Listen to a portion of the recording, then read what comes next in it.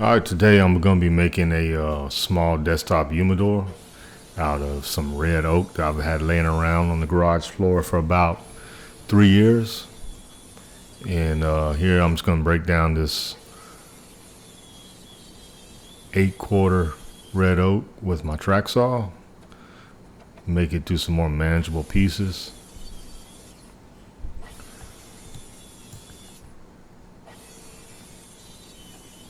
And I'm going to leave these a little bit on the long side.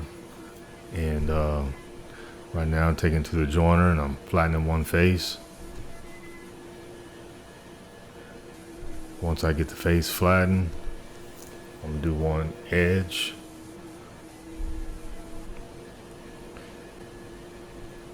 And what I'm looking to do here with this 8/4 is I want to use my bandsaw to resaw it, because I'm only going to need about somewhere between a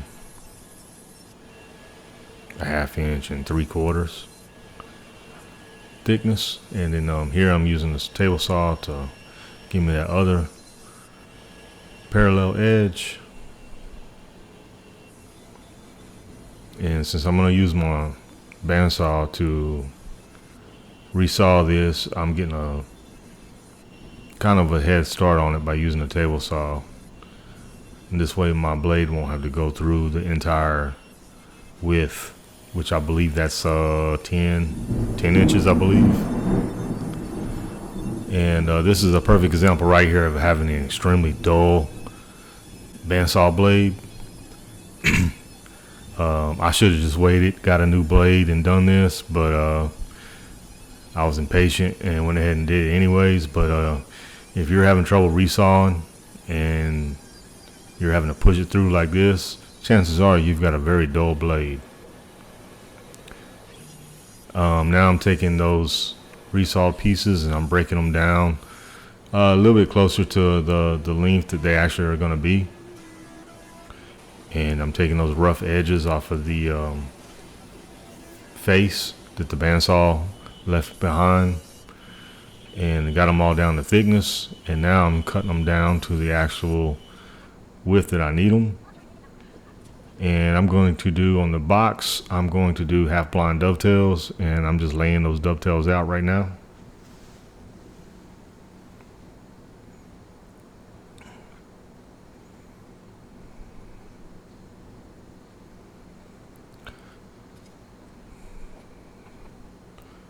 And I actually forgot to use to mark my depth for my dovetails. So I'm doing that now. Now I'm doing the other side. And once again, this is the tails of the dovetails. I always prefer to do my tails first and then do pins last.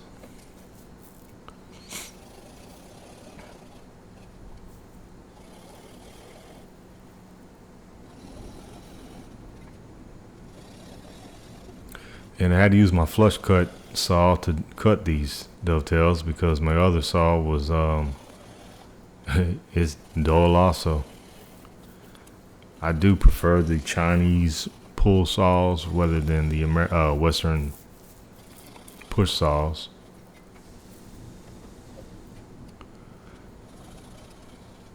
Cutting the shoulder on both sides.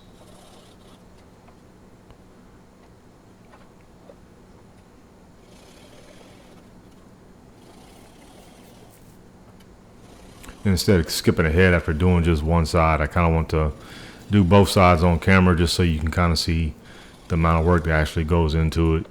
Even though this is sped up, it takes quite a bit of time.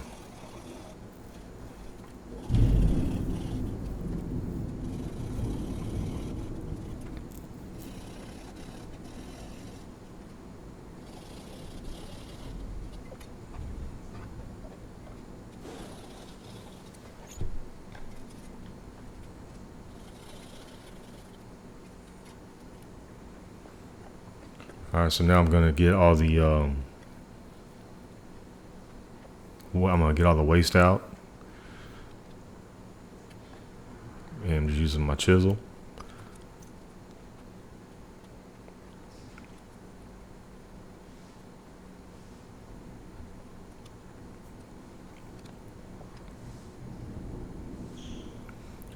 And now I'm going to do the pin board, and I'm marking, since like there again, since I'm doing half blind dovetails, you have to mark the end grain there to let you know how far down you need to go. And of course, my vise, piece of crap, and it broke, so I had to make my own vise. And here I'm just tracing out my tails onto my pin board.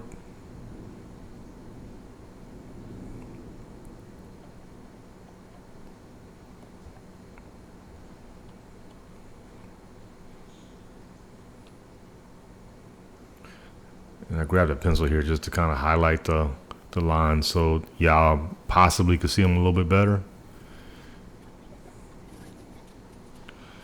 And here I'm cutting out the half for the half dovetail. So on the pin board, you're kind of just you're having to go to an angle. You're not cutting all the way through. And when I was clearing out the waste on these pins, I almost forgot about not going all the way through, and I almost went all the way through. And I realized it just in time, so.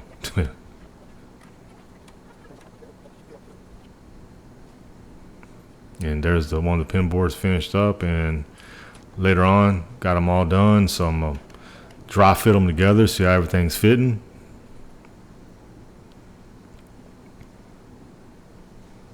And there I'm just doing a little chamfer on the dovetails, the part that goes into the wood, just to kind of help it go in a little bit easier. Everything's fitting good. So I'm going to take it apart and start putting the glue together.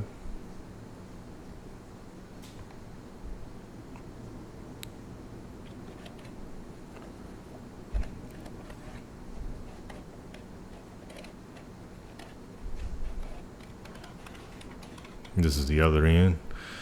Putting glue on that side, get it glued up.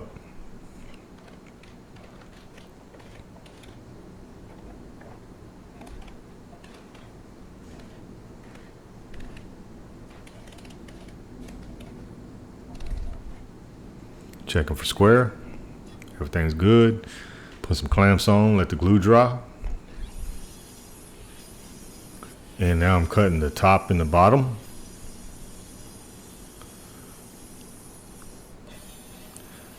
And now that I've got a actual sharp blade on there, you'll see how it's supposed to actually cut.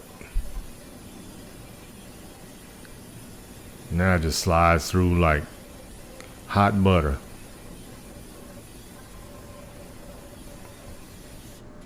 Much better. All right, and since I want to get a nice even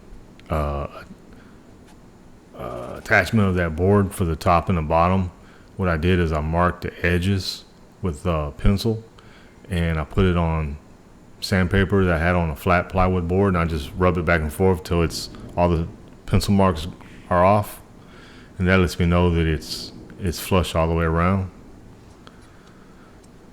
So I glue the top or the bottom on right there. Once the glue dried, I took it over. Actually, I took it to the bandsaw first and cut any excess off as close as I could. Then I took it over to the router table to do this, flush it up. And then I took it back and I glued the bottom on and took it to the bandsaw, cut it as close as I could, brought it back over to the router, did the same thing. And now I'm just sanding it down, getting everything even. And for the top, I wanted to cut like a little half circle. So I tilted my blade slightly, and this did leave somewhat of a sharp edge, but a little bit of sanding took away that edge and kind of made it more into a half circle. And here I'm doing round over all the way around the box. And here I'm cutting the lid off.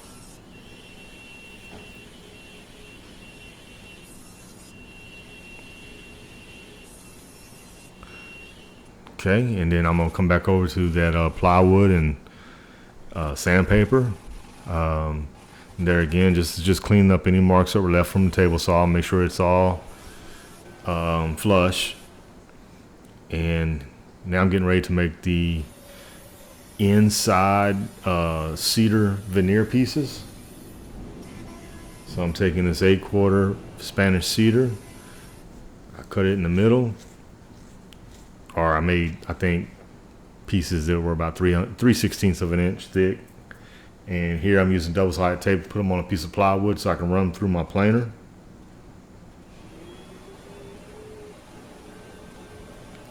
And folks, I'm gonna tell you right now, everything works a lot easier when you actually cut it on. So it's about right there. I figured out I was trying to run it through without it on. So take it from me, works way better when it's on, as you can see. So I got them all down to about 1/8 of an inch. And now I'm cutting them down to the length they need to be. There's the bottom piece. And I was just checking that for the fit. And now I'm putting the stain on. Do the stain before I put that veneer in there because I didn't want to get any stain on that veneer whatsoever.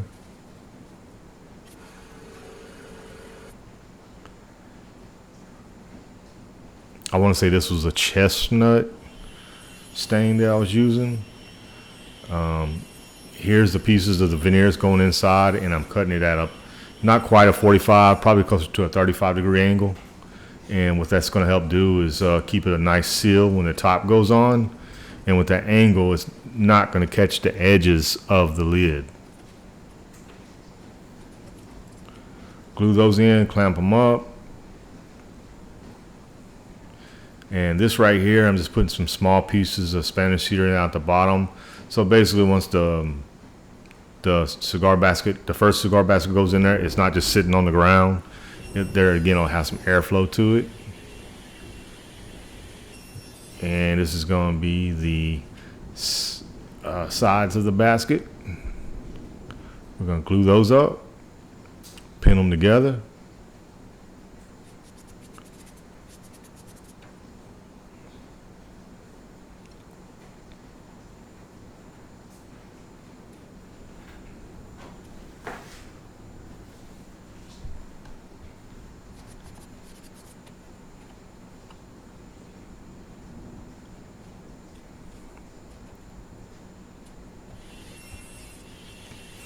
Okay, now what I'm doing now is cutting out the bottom slats for the baskets. And I'm going to glue and pin those on.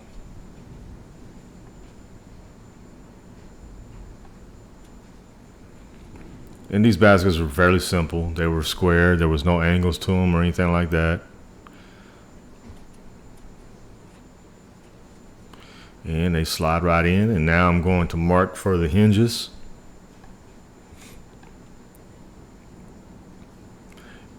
And I did screw up on these hinges. I know next time how to put them on. I just wasn't thinking. And I probably did it the hard way, and which actually is the wrong way, but it still worked out. Live and you learn. So after using my marking blade to mark these, just going to use my chisel and chisel away. Probably about just barely 1/8 of an inch deep, if that. Maybe 3/32.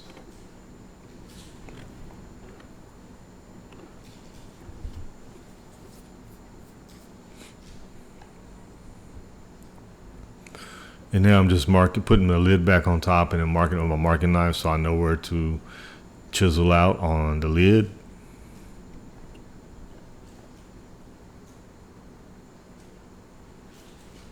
And once again, using my marking knife, let me know how far deep I need to go in, which was actually too deep because I didn't trace the hinges the way it was meant to be done, but it is what it is.